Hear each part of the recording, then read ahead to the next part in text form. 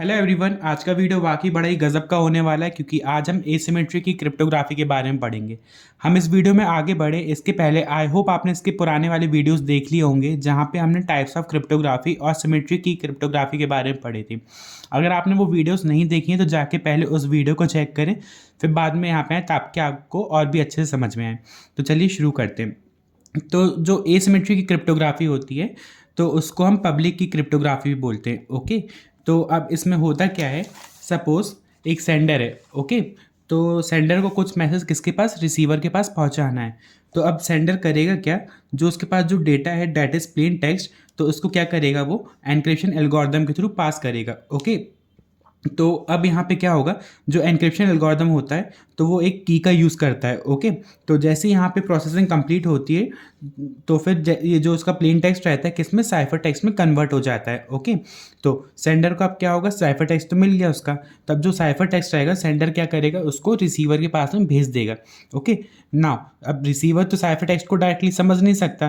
क्यों नहीं समझ सकता, क्योंकि साइफर टेक्स्ट कुछ इस टाइप्स की वैल्यू रहती है जैसे कि AF8 एक्सक्लेमेशन हैश डॉलर, तो ये सब को डिकोड कर पाना या फिर इसको समझना बहुत ही मुश्किल होता है। ओके, तो अब रिसीवर करेगा क्या, तो जो उसको साइफर टेक्स्ट मिला है उसको क्या करेगा, वो डिक्रिप्शन एल्गोरिदम के थ्रू पास करेगा। ओके, नाउ अब यहाँ पे डिक्रिप्शन एल्गोरिदम जो रहते हैं तो वो एक की का यूज़ करती है। ओके, तो फिर ये की 2 हो गया। तो नाउ जैसे ही यहाँ पे प्रोसेसिंग कंप्लीट होगी तो जो उसका साइफर टेक्स्ट रहेगा किस में, प्लेन टेक्स्ट में कन्वर्ट हो जाएगा और इस तरीके से सेंडर को, सॉरी, रिसीवर को सेंडर का मैसेज मिल जाएगा।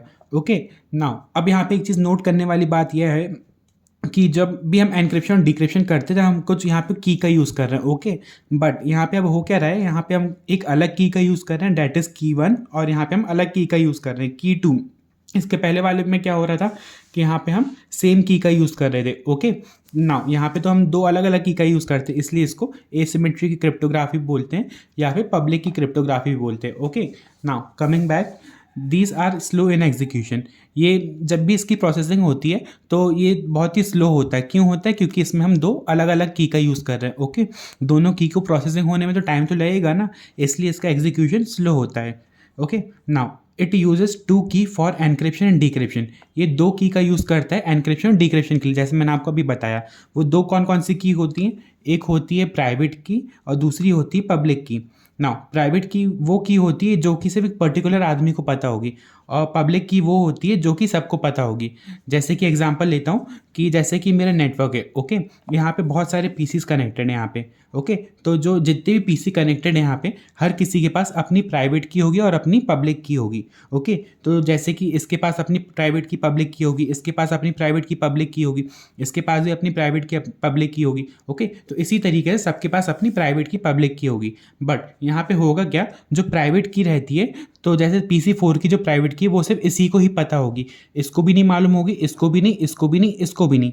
और जो इसकी जो पब्लिक की है वो यहाँ पे जितने भी वो PC कनेक्टेड हैं उन सबको पता होगी। तो सेम चीज़ इसके लिए भी, इसकी जो प्राइवेट की होगी वो सिर्फ इसी को मालूम होगी और इनको नहीं पता होगी, और जो पब्लिक की रहती है वो सबको पता होती है। Okay, now if a message is encrypted using public key, it can only be decrypted using private key, or if a message is encrypted using private key, it can only be decrypted using public key. Okay, तो यह एक इसका main important feature है कि अगर हम जब अगर हम जो एनक्रिप्शन रहता है तो अगर हम उसके समय हम जब पब्लिक की का यूज़ करते हैं तो डिक्रिप्शन के टाइम पे हमें प्राइवेट की ही यूज़ करनी पड़ेगी। ओके, या फिर जब हम एनक्रिप्शन में अगर हम प्राइवेट की यूज़ कर रहे हैं तो डिक्रिप्शन के टाइम पे हमें पब्लिक की ही यूज़ करनी पड़ेगी। Okay, I hope you are getting my point. Now these are more complex. ये ज़्यादा कॉम्प्लेक्स होते हैं इसका स्ट्रक्चर, क्योंकि यहाँ पे हम दो अलग अलग की का यूज़ करते हैं। Okay, this needs more competition. जब भी हम इसकी प्रोसेसिंग करते हैं तो इसमें ज़्यादा प्रोसेसिंग लगती है। ओके, यहाँ पे कंपटीशन ज़्यादा लगती है क्योंकि हम दो अलग अलग की का यूज़ करते हैं। Okay, now there is no problem of key sharing. इस वाले यानी एसिमेट्री की क्रिप्टोग्राफी में की शेयरिंग की कोई प्रॉब्लम ही नहीं होती है, जैसे कि इसके पहले हो रही थी कि मतलब हमें की शेयर करना पड़ता रहा, कि मतलब जैसे कि ये जब ये वाले PC को डेटा इसके पास पहुंचाना रहता है तो उसके पहले हमें की शेयर इसके पास भी करनी पड़ती, तब जाके हम डेटा भेजते रहे। बट यहाँ पे क्या हो रहा है कि हम दो अलग अलग की का यूज़ कर रहे हैं, डेट इज़ प्राइवेट की, पब्लिक की, इसलिए हमको पहले से की शेयर नहीं करना पड़ता। ओके, जैसे कि अगर इसके पास इसकी अपनी प्राइवेट की पब्लिक की है और इसके पास भी अपनी प्राइवेट की पब्लिक की है, इसको कुछ मैसेज इसके पास पहुंचाना है, तो ये क्या करेगा, ये इसकी जो पब्लिक की रहेगी तो उसके थ्रू जो उसका मैसेज रहेगा उसको लॉक कर देगा, उसको नेटवर्क के थ्रू पास ऑन करेगा। और जैसे ही वो जो डेटा ये PC4 के पास जाएगी, तब क्योंकि इसने तो ना इसकी पब्लिक की के थ्रू उसको लॉक किया है, तो PC4 क्या करेगा, वो अपनी प्राइवेट की लगा के उसको अनलॉक कर सकता है। और इसी कारण से ये जो PC3 है, PC2 है, PC1 है, उसको अनलॉक नहीं कर पाते, इसलिए ये ज़्यादा सिक्योर मानी जाती है। ओके, नाउ इसके 3 फेमस एग्जांपल्स होते हैं।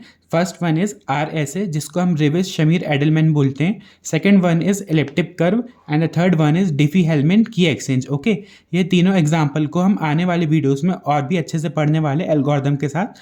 So this is all about this video. Thank you.